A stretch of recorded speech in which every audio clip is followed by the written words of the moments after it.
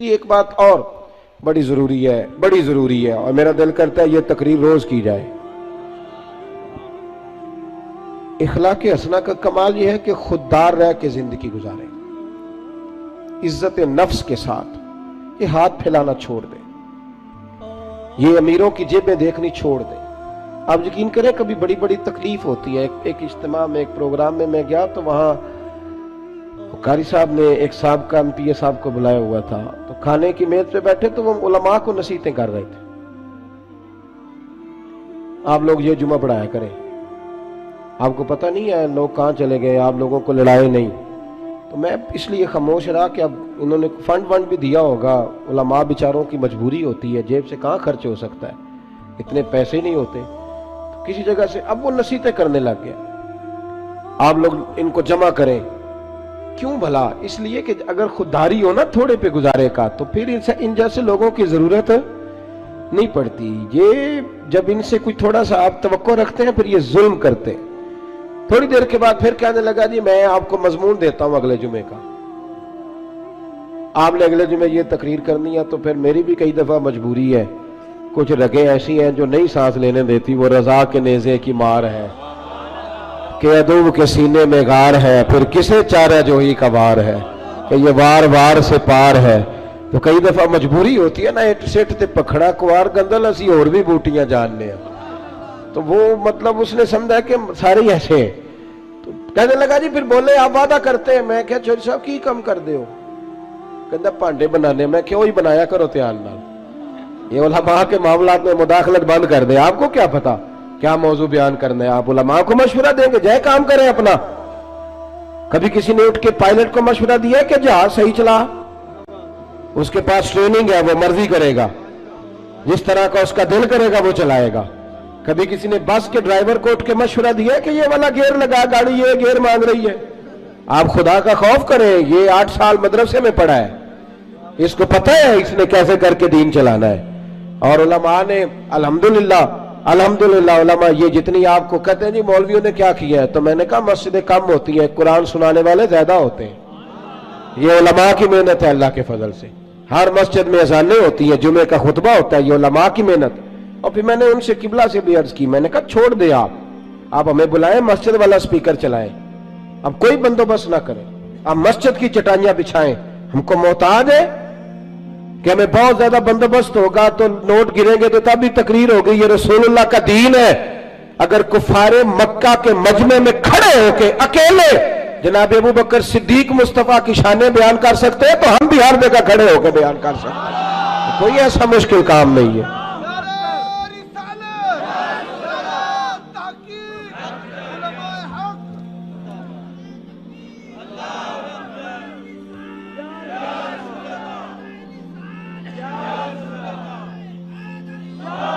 تھوڑی نا خودداری، عزت نفس، یہ غریبوں کو مشورہ دے رہا ہوں، چھوڑ دیں آپ چودھریوں کی گاڑیوں کے پیچھے بھاگنا، کچھ بھی نہیں ہوتا، آپ چھوڑ دیں ان کی پرواہ کرنی، آپ ایک ایک بچے کو خود خرچ اٹھائیں، آپ خود دیکھیں ہم نے کیسے ان کو لے کر کے آگے جانا۔ خودداری سے جیئیں، عزت نفس۔ ایک بات مجھے بتاؤ، جس نے حرام کا مال کمایا ہے اور روزانہ چھوٹے گوشت سے روٹی کھاتا ہے وہ زیادہ اچھا ہے یا جو حلال کھاتا ہے پر اچار سے کھاتا ہے وہ زیادہ اچھا ہے؟ آپ عجیب بات کرتے ہیں میاں۔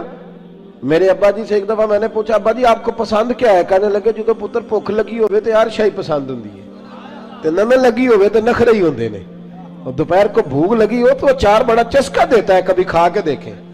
شرط یہ ہے کہ بھوک لگی ہو، چٹنی کی جو لذت ہوتی ہے وہ اور ہوتی کوئی نہیں۔ آپ مہربانی کریں، گڑ سے بھی روٹی گزر جاتی ہے۔ میں نے الحمدللہ خود پیاز سے کھانا کھایا۔ میں دوپہر کو گھر آیا اسکول سے تو اماں جی سے پوچھا اماں جی روٹی ہے؟ کہنے پتر کوئی نہیں، تو میں نے کہا میں نے کھانا کھانا ہے، تو اماں کہنے لگے بیٹے دو ہی حل ہے، یا تو میں کسی سے قرض لوں اور تمہارے لیے 2 ٹائم سالن پکایا کروں، اور یا پھر تم سیانے ہو جاؤ۔ تو میں نے کہا جی نہیں آپ قرض نہیں لیں، آپ بتائیں کیا کرنا ہے۔ تو کہنے لگی تمہارا ابا کھا کے گیا ابھی پیاز کے ساتھ روٹی، گزر جائے گی؟ میں نے کہا آپ لائیں انشاءاللہ گزرے گی، کیوں نہیں گزرے گی، حلق سے گزرے گی، کیا اس میں حرج ہے؟ آپ اپنی مٹی پہ چلنے کا طریقہ سیکھیں، کسی کے سنگ مرمر پہ چلو گے تو پھسل جاؤ گے۔ آپ چھوٹی مسجد میں گزارا کریں، آپ خودداری سے جیئیں، عزت نفس حسن ہے زندگی کا، ये इखलाक है मेरे रसूल पाक का। पढ़ो तिरमिजी शरीफ, हजरत सोबान बिन मालिक को सामने बिठा के नबी पाक ने फरमाया सजना तुझ पे प्यार बड़ा आ रहा है, हुजूर हुक्म करे। फरमाया हुक्म यह कि एक वादा तू मेरे साथ कर, एक मैं तेरे साथ करता हूं। या रसूलल्लाह हुक्म करे, तो नबी पाक ने फरमाया तू वादा कर किसी दुनियादार के आगे हाथ नहीं फैलाएगा, और मैं वादा करता हूं रब तुझे बगैर हिसाब के जन्नत अता फरमाएगा। छोड़ दुनियादारों से मांगना, मांगना है तो रब से मांग, रब के रसूल से मांग। आप ये क्या बात करते हैं भाई? वो एक शायर था ना, कभी गुजर रहा था पास से, तो ये शायर नाराज ना हो जाए, मेरा बड़ा अच्छा शेरी ज़ौक है। शायर नाराज, कई दफा शायरों की जो पोजीशन होती है वो काबिल रहम होती है। वो चादर सी ओढ़ लेते हैं बेचारे, और सर्दियों की रातों में भी चौकों पे बैठे रहते हैं। तो ऐसा ही कोई शायर बैठा था, तो एक सेठ गुजरा, तो उसने 5 रुपए ना फेंक दिए। वो शायर ने बुलाया, उसने कहा ये क्या है?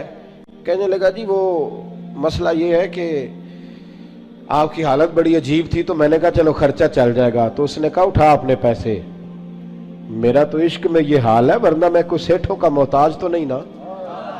उसने एक शेर कहा था, मुझे जिंदगी भर रह गया, कभी कभी जब अपनी मौज में होता हूं तो अकेला भी पढ़ता रहता हूं।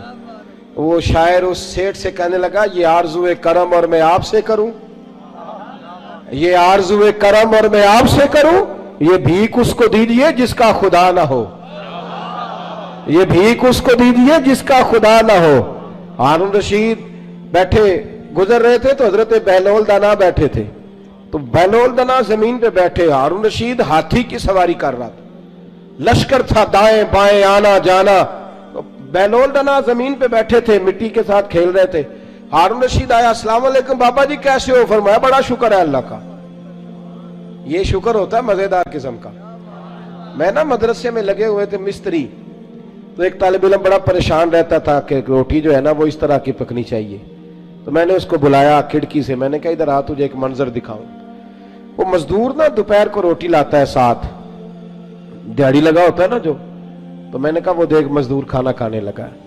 वो अचार 2 रोटियों के बीच रख के लाया है, और फिर टूटियों पे बैठ के उसने हाथ धोए, फिर पानी का गिलास भरा, फिर उसने जब रोटी खोली ना तो वो पोने को भी सारा अचार लगा हुआ था, और फिर उसने कई दफा बिस्मिल्लाह पढ़ी। और फिर जब वो रोटी खा रहा था, रोटी खा के फिर उसने पोना लपेटा, और उसकी आंखों में रेत थी, पर जब वो शुक्र अदा कर रहा था ना, और हाथ बांध बांध के आसमान की तरफ देख रहा था, तलफ्फुज तो इतना अच्छा नहीं था उसका, पर उसकी बॉडी लैंग्वेज कह रही थी जो बयान कर रहा है ना वो रूहों से बयान कर रहा है, वो अंदर से आवाज आ रही है अंदर से। ये 300 रुपया शाम को मजदूर को दिहाड़ी मिलती है, तो वो 3 दफा हाथ साफ करता है, फिर बिस्मिल्लाह शरीफ कह के पकड़ता है। तो जो खतीब साहब कहते हैं कि वो 35,000 अकाउंट में करा देना, उन्होंने तो कभी बिस्मिल्लाह नहीं पढ़ी। ये जब आप ऐसे नोट फेंकते हो तो कभी नाथ खां को देखा बिस्मिल्लाह पढ़ते हुए? सवाल ही नहीं पैदा होता। उसको तो पता है कि अब कौन सा शेर है जो बार बार पढ़ूंगा तो उस पर नोट आएंगे, उसको तो पता है। और साथ ये भी कह रहा है कि मैं नबी पाक के तरफ से आता है तो खाता हूं। तो ये क्यों कह रहा था पहले 25,000 भेजो तो फिर आऊंगा? इसकी क्या जरूरत है? अगर तू हुजूर के नाम पे खाता है ना तो फिर सेठों से सवाल करने की जरूरत ही नहीं। मुस्तफा करीम जब देते हैं तो शान के साथ देते हैं, और घर बैठे बिठाए भी अता कर देते हैं, फिर जरूरत नहीं। बहलोल दना बैठे थे तो हारून रशीद करीब से गुजरा, बाबा क्या हाल है? का बड़ा अच्छा। कहने लगे बाबा कोई हुक्म ही कर दे।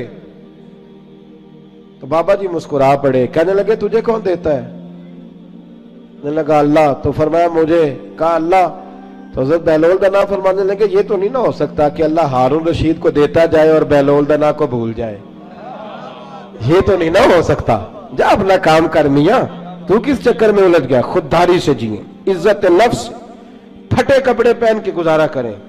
खबरदार, बावकार आदमी शानदार होता है, बावकार आदमी शानदार होता है। मुझे एक बच्चे ने वीडियो ला करके दिखाई, आप यकीन करें मैं आज तक उस बच्चे को ढूंढ रहा हूं। कोई गरीब का बच्चा सड़क पे पेंसिलें बेच रहा था, तो किसी ने उसको कहा, ये इसी वतन की बात, किसी ने उसको कहा ये बेटे 100 रुपया ले लो। तो कहने लगा नहीं मेरे अब्बा ने मना किया है। उसने कहा पेंसिल की मजदूरी लेना, मिसवाक बेच लेना, लेकिन पुत्र किसी से 100 रुपया नहीं लेना, फिर मांगने की आदत हो जाती है। फिर इंसान को मुफ्त के दस्तरखान पे मजा आता है। हजरत सालिम बिन अब्दुल्ला बिन उमर, जनाब उमर के पोते तवाफ़े काबा कर रहे थे, बैतुल्लाह का तवाफ कर रहे थे। तवाफ करते करते खाना काबा के दरवाजे के सामने मकाम मुल्तजिम के पास खड़े हुए तो खलीफा अब्दुल मलिक बिन मरवान आ गया। अस्सलामु अलैकुम के बाद कहने लगा, हुजूर मैं गवर्नर हूं मक्के का, कोई हुक्म हो तो बताइएगा। तवाफ मुकम्मल हुआ, खाना काबा के गेट के कोई हुक्म? तो सालिम बिन अब्दुल्ला फरमाने लगे, यार तुझे किस पागल ने गवर्नर बना दिया है, किस बेवकूफ ने तुझे ये ओहदा दिया है? कहते मुझे भी कोई मर्द पहली दफा मिला था, मेरे पैरों तक पसीना आ गया, मैं खिदमत पूछने आया तो उन्हें क्लास लगा दी, किस बेवकूफ ने तुझे गवर्नर बनाया? मैंने कहा हुजूर क्या हुआ? कहने लगे तू अजीब आदमी, अल्लाह के घर में आके बैतुल्लाह के सामने खड़े होके रब करीम के घर के दरवाजे के पास आके भी मैं दुनियादारों से मांगूंगा, यहां आके भी मैं नवाबों से सवाल करूंगा, चल दौड़ जा। वो कहते मैं कांपने लग गया कि ये किस मर्द से मुलाकात हो गई है। यहां तो आपको पता है ना, अल्लाह खैर करे, मुसल्ले के नीचे जो मर्जी रख दो, कोई हाल ही नहीं, इल्ला माशाअल्लाह। कहते हैं कि किधर से आ गया तू, चल दौड़। फरमाते हैं कि मैं ना बड़ा परेशान हुआ। वो खलीफा कहते हैं मैं वहां से फारिग होकर तो बाहर निकल गया, मस्जिदुल हराम से बाहर, जैसे आज लोग बाबे अब्दुल अजीज से बाबे फहद से बाहर निकलते, कहते बाहर आ गया, वहां खड़ा हुआ तो हजरत वहां आए। मैंने कहा हुजूर अब तो बैतुल्लाह सामने नहीं, अभी कोई हुक्म कर दें। तो मुस्कुरा पड़े, कहने लगे तुझे बड़ा शौक है तो बता तुझसे दीन मांगू कि दुनिया मांगू? मैंने कहा हुजूर दीन तो आपके पास है, मेरे पास तो दुनिया ही है। तो हंसने लगे, फरमाने लगे दुनिया तो मैंने उससे कभी नहीं मांगी जिसने दुनिया बनाई है, मैं तो उससे भी उसके महबूब के दरवाजे की गुलामी मांगता हूं, मैं तो कभी उससे दौलत नहीं मांगने गया तो तुझसे मांगूंगा? खुददारी, खुददारी, इज्जत नफ्स। मेरे गरीब का मसला यह है कि मेरा अमीर कहता है कि ये रेट ले लेगा, वोट दे देगा, गली बनवा लेगा, वोट ले लेगा। ना ऐसा करो, खुददारी से जीना सीखो। सानू रोज हशर दा डरना, सानू रोज हशर दा डरना, साडे तुसां वकील ते जज वे, साडे तुसां वकील ते जज वे, तुसां भलियां दे हथ लजवे, तुसां भलियां दे हथ लजवे। सानू तुहाडी जात ते माणे,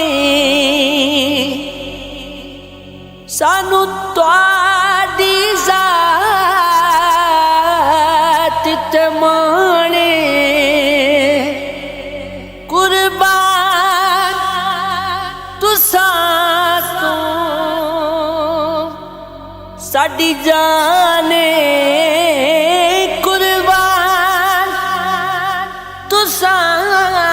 तो साडी जान